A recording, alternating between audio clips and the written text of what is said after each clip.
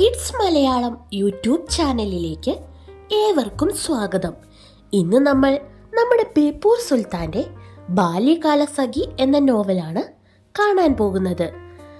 ബാല്യകാലസഖി ജീവിതത്തിൽ നിന്ന് വലിച്ചു ചീന്തിയ ഒരേടാണ് എന്നാണ് അവതാരികയിൽ തന്നെ നമ്മൾക്ക് കാണാൻ സാധിക്കുന്നത്. അപ്പോൾ നമുക്ക് ഈ കഥ നോക്കിയാലോ? ഈ കഥയുടെ ഭാഗം 1 നമ്മൾ ഇന്ന് കാണുന്നത്. ബാല്യകാലം മുതൽക്ക് തന്നെ സുഹ്റായും മജീദും സുഹൃത്തുക്കളായിരുന്നുവെങ്കിലും അവരുടെ സ്നേഹബന്ധത്തിലുണ്ടായ അസാധാരണമായ സംഗതി അവർ പരിചിതരാവുന്നതിനു മുൻപേ ബന്ധശത്രുക്കളായിരുന്നു എന്നുള്ളതാണ്. എന്താണ് ശത്രുത്വത്തിന് കാരണം? അവർ അയൽവക്കക്കാരാണ്. ആ 2 കുടുംബങ്ങളും സൗഹാർദ്ദതയിൽ തന്നെ. എന്നാൽ സുഹ്റായും മജീദും ബദ്ധവൈരികളാണ്. സുഹ്റായ്ക്ക് 7 മജീദിന് 9 വയസ്സ്. അന്യോന്യം കോക്രി കാട്ടുകയും പേടിപ്പെടുത്താൻ ശ്രമിക്കുകയുമായിരുന്നു അവരുടെ പതിവ്. അങ്ങനെയിരിക്കെ മാമ്പഴത്തിന്റെ കാലം വന്നു. സുഹ്റായുടെ വീടിനടുത്തുള്ള തൈമാവിൽ മാങ്ങ പഴുത്തു വീണു തുടങ്ങി. ഒന്നും അവൾക്ക് കിട്ടിയിരുന്നില്ല.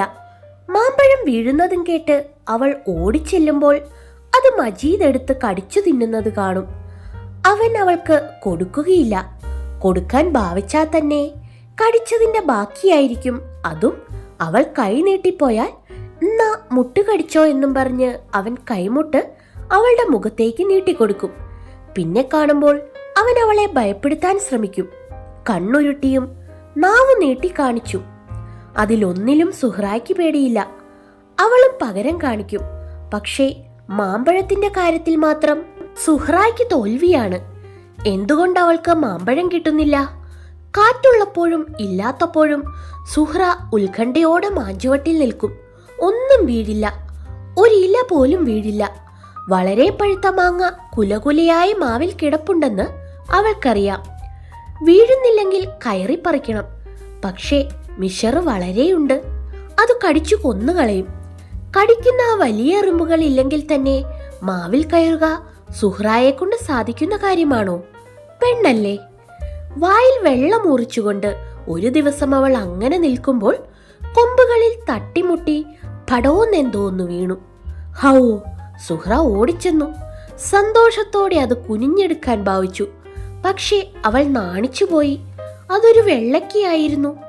അവൾക്കു പിണഞ്ഞ അമളി വല്ലവരും കണ്ടു കാണുമോ? ഇല്ല. എന്നാലും മാവിൽ നിന്ന് വെള്ളയ്ക്ക് വീഴുന്നതെങ്ങനെ? അവൾ തിക്കും പൊക്കും നോക്കി. കണ്ടു. അവൾക്ക് വിറഞ്ഞു.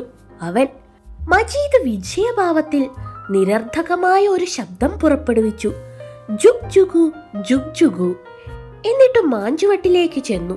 തന്നെയുമല്ല, കണ്ണുകൾ ഭയങ്കരമായി ഉരുട്ടി. നാവ് നീളുന്നതുവരെ നീട്ടി. ഉഗ്രരൂപം. അത് കണ്ടാൽ ആ ഗ്രാമത്തിലുള്ള പെൺപിള്ളേരെല്ലാം പേടിച്ചു വിറച്ച് എൻ്റെ ഉമ്മോ എന്ന് നിലവിളിച്ചുകൊണ്ടോടും. വളരെ ഓടിയിട്ടുമുണ്ട്. പക്ഷേ സുഹ്റ ഓടുന്നില്ല. തന്നെയുമോ?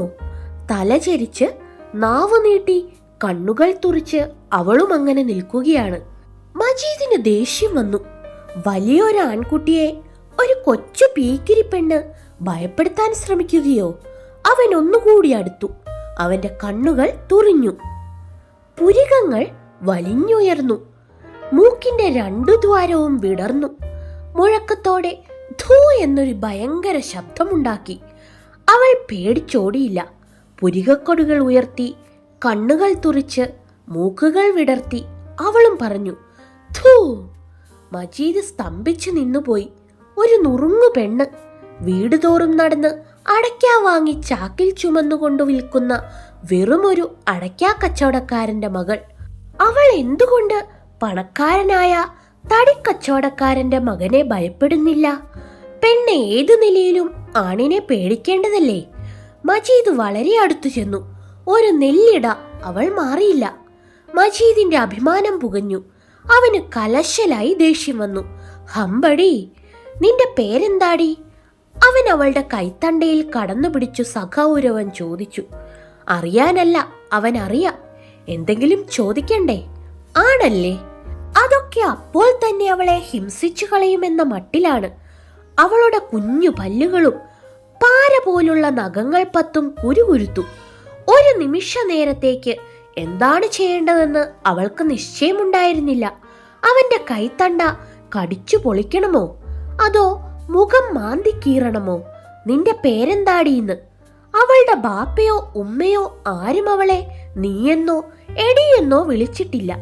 പിന്നെ കോക്രി കാട്ടുകയും മാമ്പഴം കൊടുക്കാതിരിക്കുകയും കൈമുട്ട് കടിക്കാൻ പറയുകയും ചെയ്യുന്ന ഈ വൃത്തികെട്ട ചെറുക്കൻ വിളിക്കാൻ കാരണം?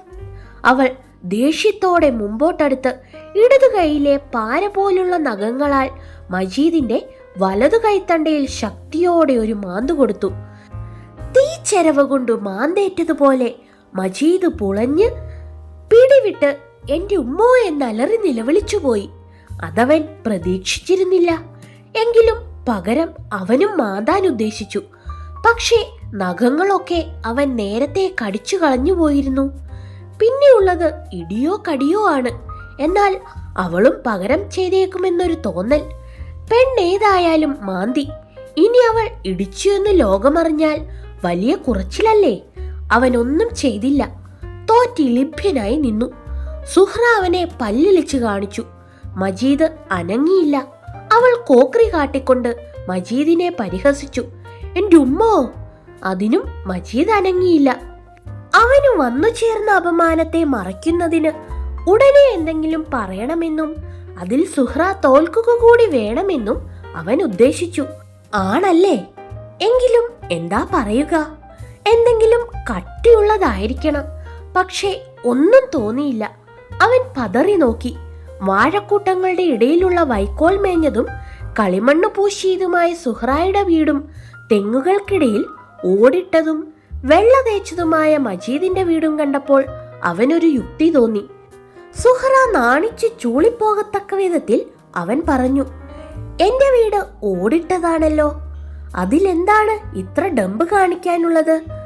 അവളുടെ വീട് വൈക്കോൽ മേഞ്ഞതും കളിമണ്ണ് പൂശിയതുമാണ്. പക്ഷേ അതിൽ കുറച്ചിലായി എന്തുണ്ട്? അവൾ വീണ്ടും കോക്രി കാട്ടിക്കൊണ്ട് പരിഹസിച്ചു. എന്റെ ഉമ്മോ! അതിന് മജീദ് വേറൊന്നു പറഞ്ഞു. സുഹ്റായുടെ ബാപ്പ നിസാരനായ അടയ്ക്കാക്കച്ചവടക്കാരനല്ലേ? മജീദിന്റെ ബാപ്പ വലിയ തടിക്കച്ചവടക്കാരനായ പണക്കാരനും. അതിലും അഭിമാനകരമായി സുഹ്റ ഒന്നും കണ്ടില്ല.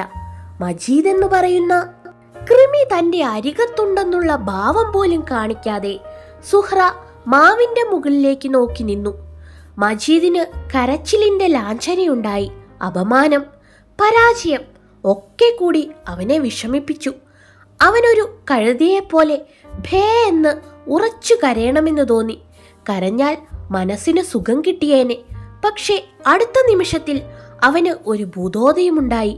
മറ്റാരാലും കഴിയാത്ത അത്ഭുതകരമായ ഒരു പ്രവൃത്തി അവന് വശമുണ്ടെന്നും അതിൽ സുഹ്റായെ ഇതാ തോൽപ്പിച്ചിരിക്കുന്നു എന്നും ഭാവിച്ചുകൊണ്ട് ആകാശത്തോടും ഭൂമിയോടുമായിട്ട് അവനൊരു ഗംഭീര പ്രഖ്യാപനം ചെയ്തു. എനിക്ക് മാവേ കയറാൻ അറിയാലോ. സുഹ്റായുടെ കണ്ണുകൾ അനക്കമില്ലാതെ നിന്നുപോയി. മാവിൽ കയറാൻ അറിയുക, അത് വലിയൊരറിവല്ലേ? അവൾ പരിഭ്രമിച്ചു. അവൻ കയറുകയാണെങ്കിൽ മാമ്പഴം അവൾക്കും കൊടുക്കുമോ? ഇല്ലെങ്കിൽ അവൾ നേരത്തെ അവകാശമുറപ്പിക്കാൻ തീർച്ചപ്പെടുത്തി. കൈ എത്തുന്നിടത്തുള്ള മുഴുത്ത 2 മാമ്പഴങ്ങൾ ചൂണ്ടിക്കാണിച്ചുകൊണ്ട് സുഹ്റ ഗൗരവത്തോടെ പറഞ്ഞു, ചെറുക്കാ, ആ മുഴുത്തത് 2 മുന്നം കണ്ടത് ഞാനാ. മജീദ് മിണ്ടിയില്ല. എന്താണവൻ മിണ്ടാത്തത്? എറുമ്പുകളെ കണ്ടു പേടിച്ചായിരിക്കും. അവൾ പറഞ്ഞു, ഓ, മിഷർ കടിക്കുവല്ലോ. അവളുടെ സ്വരം, ഭാവം ഒന്നും മജീദിന് പിടിച്ചില്ല. അവൻ അരിശം വന്നു. മിഷറല്ല, കരിന്താൾ പൊതിഞ്ഞിരിക്കുകയാണെങ്കിൽ തന്നെയും അവൻ കയറും. വലുത് 2 മുന്നം കണ്ടത് അവളാണല്ലേ? ഹമ്പെടി! മജീദ് മുണ്ടുമടക്കി കുത്തി താറുപാച്ചി മാവിൽ വലിഞ്ഞു കയറി. നെഞ്ചിലെ തൊലി ഒരുപാട് ഉരഞ്ഞു പോയെങ്കിലും മിഷറ് പൊതിഞ്ഞ ദേഹമൊക്കെ കടിച്ചുവെങ്കിലും സുഹ്റ കണ്ടുവച്ചിരുന്ന മാമ്പഴം 2 പറിച്ചുകൊണ്ട് വിജയശ്രീ ലാളിതനായി അവൻ താഴെ ഇറങ്ങി. സുഹ്റ ഓടിച്ചെന്നു. കൊതി, പരിഭ്രമം. അവൾ കൈനീട്ടി. ഇഞ്ഞാത്താ ചെറുക്ക, ഞാൻ കണ്ടുവച്ചിരുന്നതല്ലേ. മജീദ് മിണ്ടിയില്ല. കീറി 2 വശത്തേക്കും വലിച്ചുകൊണ്ട് ചുണ്ടുകോട്ടി അവൻ നിന്നു. ഇഞ്ഞാത്താ ചെറുക്ക, ഞാൻ കണ്ടതല്ലേ. പരിഹാസത്തോടെ മജീദ് നോക്കി. ഇമ്മിണി വലിയ കൊതിയുണ്ട് പെണ്ണിന്. അവൻ നടന്നു. എന്നിട്ട് മാമ്പഴങ്ങൾ മണപ്പിച്ച് തന്നെത്താൻ അഭിപ്രായം പറഞ്ഞു. ഹമ്പടാ, നല്ല മണം. സുഹ്റായ്ക്ക് അരിശം വന്നു. അവൾ നിന്നു പുകഞ്ഞു. അവളുടെ ഹൃദയം, ഓ, അവൾക്കു കണ്ണീര് പൊട്ടി. അവൾ ഏങ്ങി ഏങ്ങി കരഞ്ഞു. അവന് തിരിച്ചു ചെന്ന് അവന്റെ പ്രാമാണ്യം സ്ഥാപിക്കാനുള്ള നല്ല അവസരം. അവൻ മാമ്പഴം വെച്ചു നീട്ടി. കൊതിയുണ്ടെങ്കിലും അവൾ കൈ നീട്ടിയില്ല. മജീദ് മാമ്പഴം രണ്ടും അവൾക്കു മുൻപിൽ വെച്ചു കൊടുത്തു. അവൾ എടുത്തില്ല. അവൾക്ക് വിശ്വസിക്കാൻ കഴിയുന്നില്ല. ഇത്രയ്ക്ക് നല്ലവനോ? അവൾക്ക് വിശ്വാസം വരുന്നില്ല. കൈ രണ്ടും അവൾ പിറകിൽ കെട്ടി കണ്ണീരൊഴുക്കിക്കൊണ്ട് അങ്ങനെ നിന്നു. മജീദ് സ്നേഹത്തോടെ സാഭിമാനം പ്രസ്താവിച്ചു. വേണമെങ്കിൽ നീ ഞാൻ പറിച്ചുതരാം. സുഹ്റായുടെ ഹൃദയം അലിഞ്ഞുപോയി. അവൾക്ക് വേണമെങ്കിൽ ഇനിയും പറിച്ചു കൊടുക്കാമെന്ന്. ത്യാഗി, ധീരൻ, എത്ര നല്ല ചെറുക്കൻ. അവനെ മാന്തിയത് നന്നായോ? അവൾ വളരെ അടക്കമൊതുക്കത്തോടുകൂടി ത്യാഗസന്നദ്ധയായി. എന്നിട്ട് പതുക്കെ പറഞ്ഞു, ഇഞ്ച് ഒന്നു മതി. ആ നല്ലവനായ മഹാത്യാഗി നിസാരഭാവത്തിൽ പറഞ്ഞു, എല്ലാം എടുത്തോ പെണ്ണേ, എനിക്കൊന്നു മതി. അവൾ ഒന്നെടുത്ത് മജീദിന് വെച്ചു നീട്ടി. അവൻ വേണ്ടെന്ന് പറഞ്ഞു. അവൾ നിർബന്ധിച്ചു. മേടിച്ചില്ലെങ്കിൽ അവൾക്ക് കരച്ചിൽ വരുമെന്ന് പറഞ്ഞു. മജീദ് വാങ്ങി. മാമ്പഴം കടിച്ചു തിന്നു. ചാറ് നെഞ്ചിൽ കൂടി ഒഴുകിക്കൊണ്ടിരുന്നപ്പോഴാണ് മജീദിന്റെ പുറത്തും മറ്റും മിഷറ് കടിച്ചിരിക്കുന്നത് സുഹ്റ കണ്ടത്. അവൾക്ക് സങ്കടം തോന്നി. അവൾ അവന്റെ ദേഹത്തോട് ചേർന്ന് നിന്ന് അതിനെയൊക്കെ പതുക്കെ നുള്ളിയെടുത്തു കളഞ്ഞു. അവളുടെ നഖങ്ങൾ മജീദിന്റെ ദേഹം തൊട്ടപ്പോൾ അവനൊരു വിഷമം തോന്നി. അന്ന് മജീദിനെ അവൾ വീണ്ടും മാന്തിയില്ലെങ്കിലും വളരെ കാലത്തേക്ക് മജീദിനെ മാന്തുകയും നുള്ളുകയും ചെയ്തിട്ടുണ്ട്. അവൾ മാന്തുമെന്ന് പറഞ്ഞാൽ മജീദ് ഭയപ്പെട്ട് വിറച്ചിരുന്നു. അവളുടെ ഏറ്റവും മൂർച്ചയുള്ള ആയുധമായ ആ നഖങ്ങളെ മജീദ് മുറിച്ചു കളഞ്ഞത് ഒരു സൂത്രം പ്രയോഗിച്ച് അവളുടെ അറിവോടും സമ്മതത്തോടും കൂടിയാണ്. ആ സൂത്രം എന്താണെന്ന് നിങ്ങൾക്കറിയണ്ടേ കൂട്ടുകാരെ? എങ്കിൽ തീർച്ചയായും ബാല്യകാലസഖിയുടെ അടുത്ത ഭാഗം നിങ്ങൾ കാത്തിരിക്കണേ. ഈ ചാനൽ ആദ്യമായി കാണുന്നവർ സബ്സ്ക്രൈബ് ചെയ്ത് സപ്പോർട്ട് ചെയ്യാനും മറക്കല്ലേ.